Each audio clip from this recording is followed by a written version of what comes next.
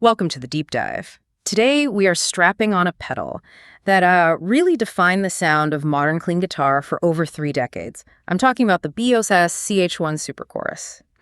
Now, if you listen to pretty much any track that needs that glossy, high-definition, shimmer, 90s pop, arena country, or those huge tones in contemporary worship music, you're hearing the sound of this little yellow box. It just cemented a legacy by being unapologetically clean and pristine. And that clarity is really the whole point of our deep dive today. Our mission is to unpack the CH1's architecture and really get into a fundamental contradiction. How did this pedal become the essential modern sound, but still carry the name of its warmer, sort of darker vintage ancestors, like the CE1 and CE2? Right. And for you, the listener, we're uncovering this monumental secret that's kind of buried inside the model line.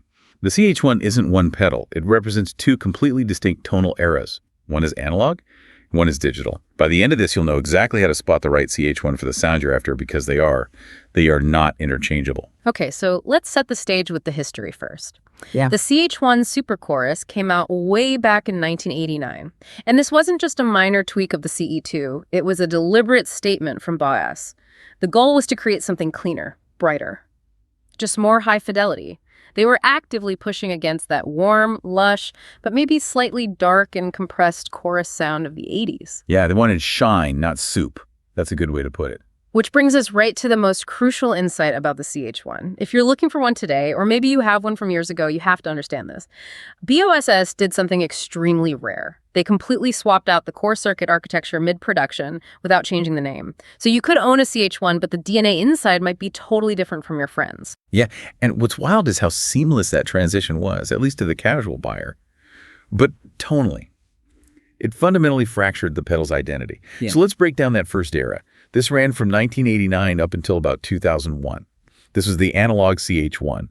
And even though it was designed to be brighter than the CE series, it still used classic analog BBD chips, specifically the MN3007 with analog modulation and filtering. Hang on, can we just pause there for a sec? BBD, for anyone who's not, deep in the weeds of circuit design, what are we actually talking about? Oh, absolutely. BBD stands for Bucket Brigade Device.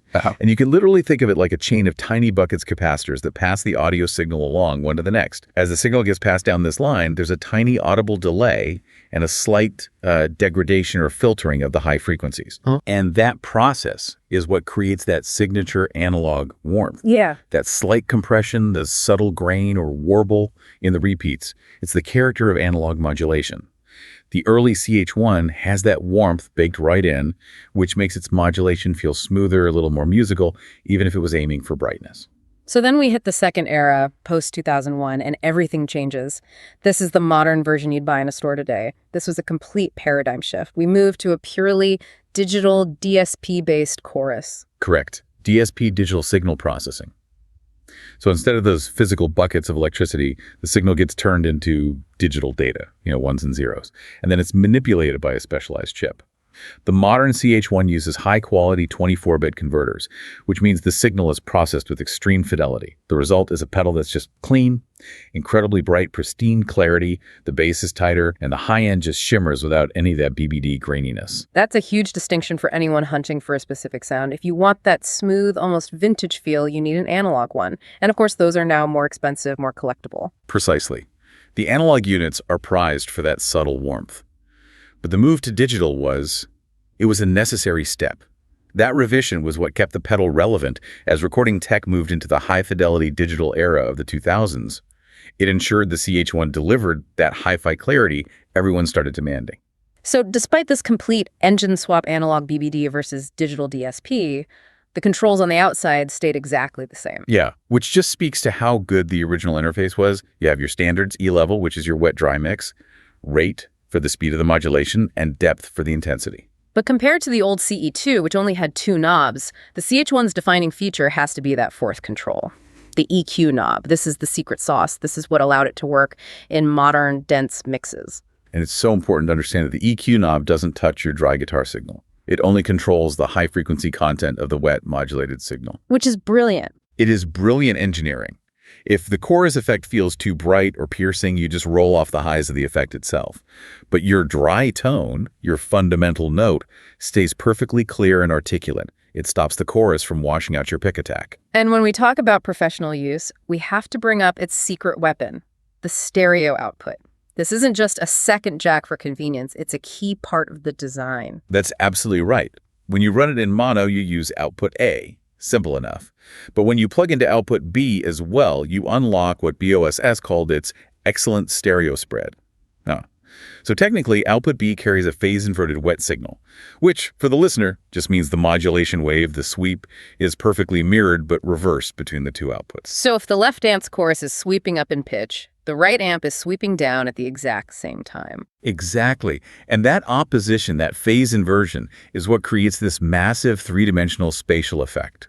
When you run it through two amps or into a recording console, your brain interprets that opposing movement as incredible width and depth. It's a huge deal for ambient players or anyone who needs a truly punchy stereo field. It really is the difference between a nice effect and a sound that just opens up the entire room. And of course, it's a standard BioSS pedal, 9-volt battery or a PSA adapter, and it's got a buffered bypass. Which, that buffered bypass is actually a benefit in those big rigs. It keeps your signal strong, especially if you're running long cables to two different amps. So let's synthesize all this. What's the signature sound we're listening for? Well, whether it's analog or digital, the core of the CH1 is brightness. It's a sharp, shimmering chorus with high definition. Compared to a CE2, it has way less warmth. It's all about that crisp, tight low end and articulate high end.